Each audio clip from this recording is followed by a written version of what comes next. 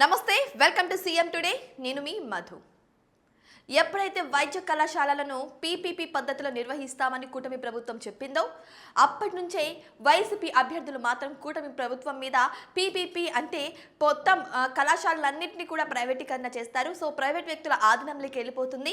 దీనివల్ల ఏంటంటే ప్రజల మీద ఎక్కువ భారం పడుతుంది, వాళ్ళు డబ్బులు దోచేసుకుంటారు, ప్రజల మీద భారాన్ని వీళ్ళు మోయలేరు అన్న రీతిలో ప్రచారం చేసుకుంటూ వచ్చారు వైసీపీ అభ్యర్థులు. అంతేకాదు మరికొంతమంది ఎమ్మెల్యేలు కూడా ప్రజలు పీపీపీ విధానాన్ని అంగీకరిస్తే మేము రాజీనామా చేస్తామన్న రీతిలో కూడా సవాలు విసిరారు. సో ఈ విధంగా చూసుకుంటే పీపీపీ అంటే అది మొత్తం ప్రైవేట్ వ్యక్తుల చేతుల్లో వెళ్ళిపోదు, ప్రభుత్వం ప్రైవేట్ వ్యక్తులు ఇద్దరు కలిసి దాన్ని సమర్థవంతంగా ప్రజలకు అందుబాటులో వచ్చేలాగా ఇప్పటి డెవలప్మెంట్స్కి అందుబాటులో ఉండేలాగా నిర్వహించడం అని ప్రభుత్వం చెబుతున్నప్పటికీ కూడా నేను పట్టిన కుందేలుకి మూడే కాళ్ళు అన్న రీతిలో అయితే వీరి వ్యవహారం నడుచుకుంటూ వస్తుంది.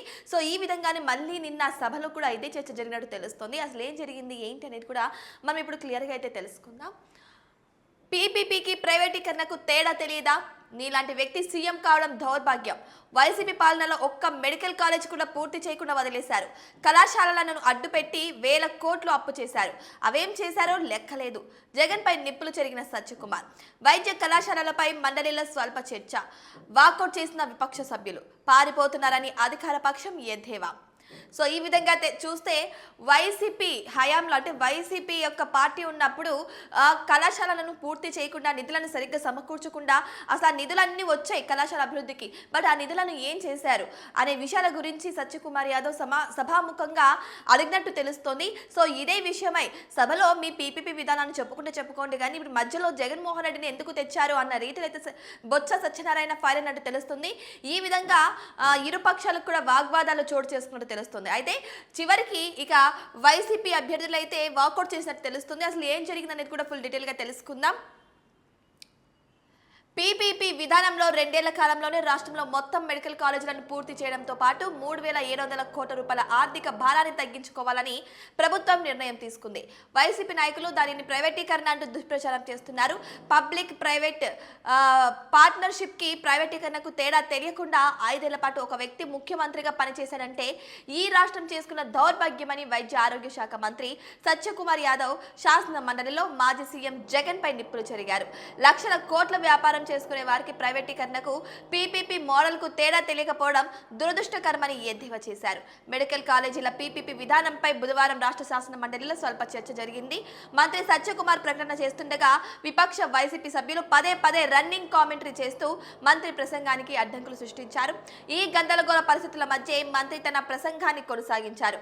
రాష్ట్రంలో 17 ప్రభుత్వ వైద్య కళాశాలలు, 19 ప్రైవేటు వైద్య కళాశాలలు ఉన్నాయని, ప్రతి జిల్లాలలో ఒక్కొక్క వైద్య కళాశాల ఉండాలని కేంద్ర ప్రభుత్వం నిర్ణయించింది. ఇక 2020లో రాష్ట్రానికి 17 కాలేజీలను మంజూరు చేసింది. వీటిలో నంద్యాల, ఏలూరు, మచిలీపట్నం, విజయనగరం, రాజమండ్రి, పాడేరు కళాశాలలు పూర్తయ్యాయి. 10 కళాశాలలలో 2025 నుంచి 26కి పూర్తి కావాల్సి ఉన్నా అవి పూర్తి కాలేదు.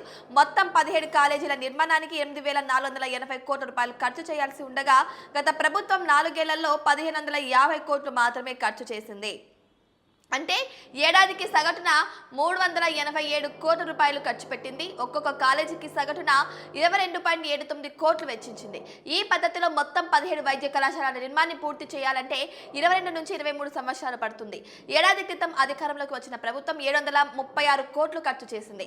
2024-25 ఆర్థిక సంవత్సరానికి మొదలు కావాల్సిన మార్కాపురం వైద్య కళాశాలకు మొత్తం ఆమోదిత వ్యయం 475 కోట్లకు గాను 4 ఏళ్లలో 46.26 కోట్లు అంటే 7% మాత్రమే గత ప్రభుత్వం చెల్లించిందని, దీంతో ఈ కళాశాలలో మౌలిక వసతులు కల్పించలేదు. మిగిలిన కళాశాల పరిస్థితులు కూడా ఇలానే ఉన్నాయని చెప్పుకొస్తున్నారు. సో ఈ విధంగా చూసుకుంటే పీపీపీ విధానం అంటే ఏంటో తెలియదా? ఎన్నో బిజినెస్లు చేస్తుంటారు. ఒక ముఖ్యమంత్రిగా వ్యవహరించినటువంటి జగన్మోహన్ రెడ్డికి పీపీపీ విధానం అంటే తెలియకపోవడం నిజంగానే సిగ్గు చేయటం అన్న రీతిలో అయితే సత్యకుమార్ యాదవ్ సభాముఖంగా ఫైర్ అయ్యారు మంత్రి. కానీ నిజం చెప్పాలంటే గత వైసీపీ ప్రభుత్వ హయాంలో అయితే కళాశాలలు మొదలు పెట్టినప్పటికీ కూడా అవి పూర్తి కాలేదు. అయితే కేంద్ర ప్రభుత్వం ఆదేశం మేరకు చూసుకుంటే ప్రతి జిల్లాకు ఒక ప్రభుత్వ వైద్య కళాశాల ఉండాలి అన్న రీతిలో అయితే ప్రభుత్వము ఆదేశించడం జరిగింది. కానీ ఈ విధంగా చూసుకుంటే కనీస పెట్టుబడులు కూడా పెట్టలేదని, కనీస మౌలిక సదుపాయాలు కూడా కల్పించలేదని, ఈ విధంగా పెట్టుబడులు పెడితే ఒక వైద్య కళాశాల పూర్తిగా పూర్తవడానికి, అది అభివృద్ధి చెందడానికి కనీసం 27 నుంచి 28 సంవత్సరాల వరకు కూడా పట్టే అవకాశాలు ఉన్నట్టు తెలుస్తున్నాయి. ఈ విధంగా అయితే సభాముఖంగా సత్యకుమార్ యాదవ్ ప్రసంగించడం జరిగింది. అయితే ఈ మాట మధ్యలో ఈ విధంగా జగన్మోహన్ రెడ్డి గురించి కూడా ప్రస్తావించారు. కానీ ఎందుకోసము అని అంటే ఈయన ప్రసంగిస్తున్న టైంలో కూడా వైసీపీ అభ్యర్థులు పదే పదే డిస్టర్బ్ చేయడానికి, ప్రసంగాన్ని అడ్డుకోవడానికి మాత్రమే ట్రై చేస్తున్నారు.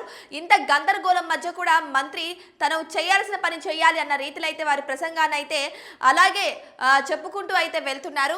ఇంకా మళ్ళీ చూసుకుంటే వైసీపీ ఆఫీసులపైనే శ్రద్ధ.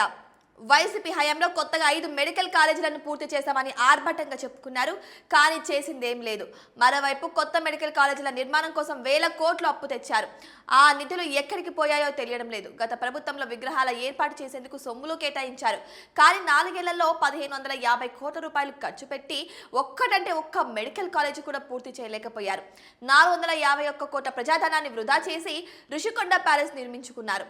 కర్నూలు జిల్లా ఆదోని మెడికల్ కాలేజీ పూర్తి కాలేదు కానీ వైసీపీ కార్యాలయాన్ని మాత్రం నిర్మించుకున్నారు.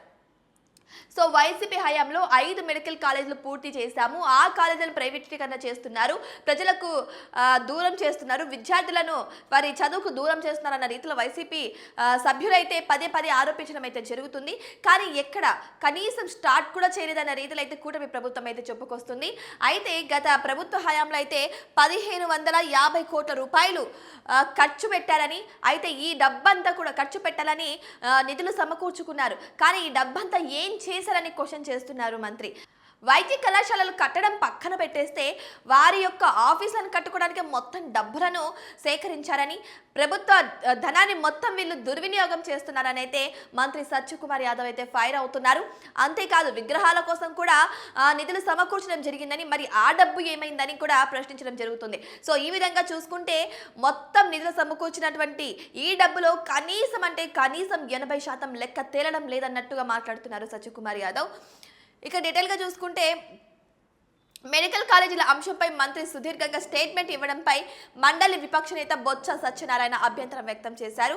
సభలో మంత్రి ప్రకటన చేయడానికి 2 గంటల సమయం తీసుకోవడం ధర్మమా అంటూ స్టేట్మెంట్ ఇచ్చేటప్పుడే జగన్పై విమర్శలు ఎందుకని, ఈ అంశంపై చర్చ పూర్తయిన తర్వాత మంత్రి సమాధానాలు ఇచ్చేటప్పుడు ఏమైనా మాట్లాడనని మాకు అభ్యంతరం లేదు అన్నారు. కాగా నిబంధనల ప్రకారమే చైర్మన్ మంత్రికి సమయం ఇచ్చారని, మెడికల్ కాలేజీల వెనుక రాజకీయ నిర్ణయాలు కాబట్టే మంత్రి మాజీ సీఎం ప్రస్తావన తెచ్చారని మండలిలో ఉన్న మంత్రులు అయితే కొలుసు పార్థసారథి, నాదెండ్ల మనోహర్ అయితే చెప్పారు. అనంతరం ఇదే అంశంపై చైర్మన్ మహేష్ రాజు చర్చకు అనుమతించారు.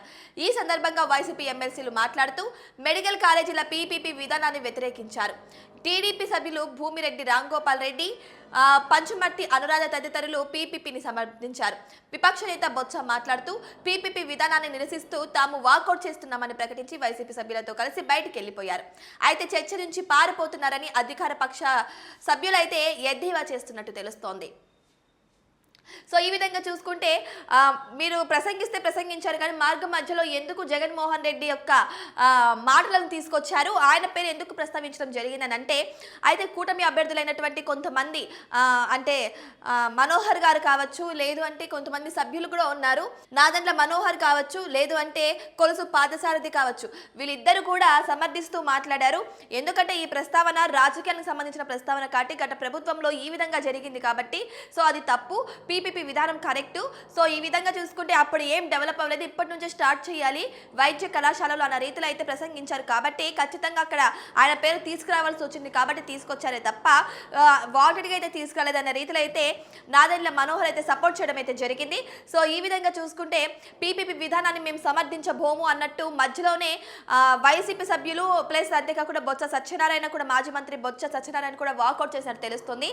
సో వీళ్ళు సమాధానాలు చెప్పుకోలేకనే వాకౌట్ చేస్తున్నారు అన్న రీతిలో అయితే కూటమి ప్రభుత్వం హేళన చేయడం జరిగింది. సో ఈ విధంగా చూసుకుంటే నిన్న సభలో అయితే రసాబసగా అయితే సమాచారాలు జరిగినట్టున్నాయి. ప్రశ్నోత్తరాలు కూడా ఇదే విధంగా ఉన్నట్టు తెలుస్తోంది. సో వారు సమాధానం చెప్పలేకనే మధ్యలో వాకౌట్ చేసినట్టు తెలుస్తోంది.